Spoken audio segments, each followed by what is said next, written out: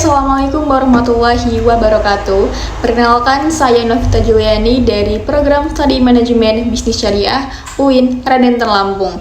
Nah, di sini saya akan mempresentasikan tentang landasan hukum etika bisnis dan ruang lingkupnya. Nah, teman-teman, jadi gimana sih caranya bisnis kita itu nggak cuman cari untung aja, tapi dapat berkah dan sesuai dengan ajaran Islam. Nah, seperti di dalam Quran surat Al-Mutaffifin ayat 1-3 yang berbunyi, celakalah besar bagi orang-orang yang curang, yaitu orang-orang yang apabila menerima takaran dari orang lain, mereka minta dipenuhi. Dan apabila mereka menakar atau menimbang untuk orang lain, mereka mengurangi. Kemudian ada hadis yang berbunyi, barang siapa yang menipu, maka ia bukan termasuk golonganku.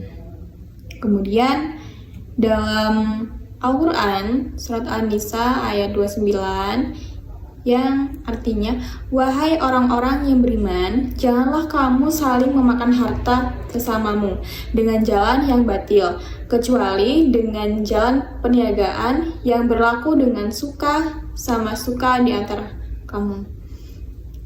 Hadisnya, sesungguhnya jual beli itu atas dasar suka sama suka. Kemudian dasar hukum etika bisnis. Sumber-sumbernya ada Al-Quran, hadis dan sunnah, ijma dan qiyas. Al-Quran, jadi penjelasannya bahwa wahyu Allah SWT tidak bisa diganggu-gugat. Contohnya, Quran surat Al-Mutaffifin, larangan curang. Kemudian, sumber hukum dari hadis dan sunnah yang menjelaskan Nabi SAW atas Al-Quran, dan ijma, kesepakatan ulama atas hukum. Contohnya hukum jual beli digital. Kemudian qiyas, analogi hukum baru berdasar dalil lama. Kemudian yang kedua adalah atau adil. Janganlah kamu memakan harta orang lain dengan cara batil.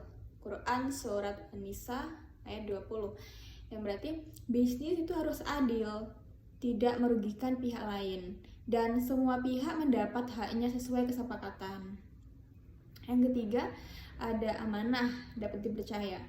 Penuhilah akad-akad perjanjian. Quran surat Al-Maidah ayat 1 yang menjelaskan harus menepati janji dan perjanjian akad, dan tidak boleh berkhianat terhadap kepercayaan pelanggan atau rekan bisnis.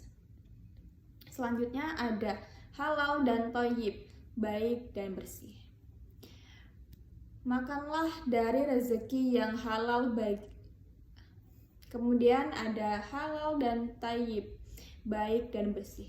Makanlah dari rezeki yang halal lagi baik. Quran Al-Baqarah ayat 116.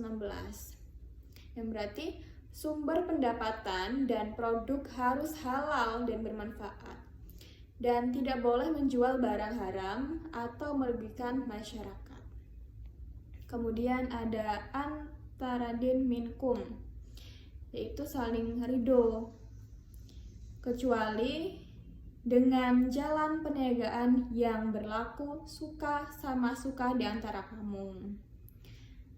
Nah, transaksi sah jika ada kerelaan dua belah pihak. Kemudian ada antaradin minkum, saling ridho, kecuali dengan jalan perniagaan yang berlaku suka sama suka di antara kamu. Maknanya berarti transaksi sah jika ada kerelaan dua belah pihak. Kemudian tidak boleh ada paksaan, tipu daya atau penipuan. Dan selanjutnya larangan riba, Selanjutnya larangan riba, gharar dan maisir. Allah menghalalkan jual beli dan mengharamkan riba dalam Quran surah Al-Baqarah ayat 275. Yang berarti riba keuntungan berlebih yang tidak adil. Horor, tidak kejelasan dalam akad, maizir, perjudian, atau spekulasi. Cukup sekian presentasi dari saya. Saya akhiri. Wassalamualaikum warahmatullahi wabarakatuh.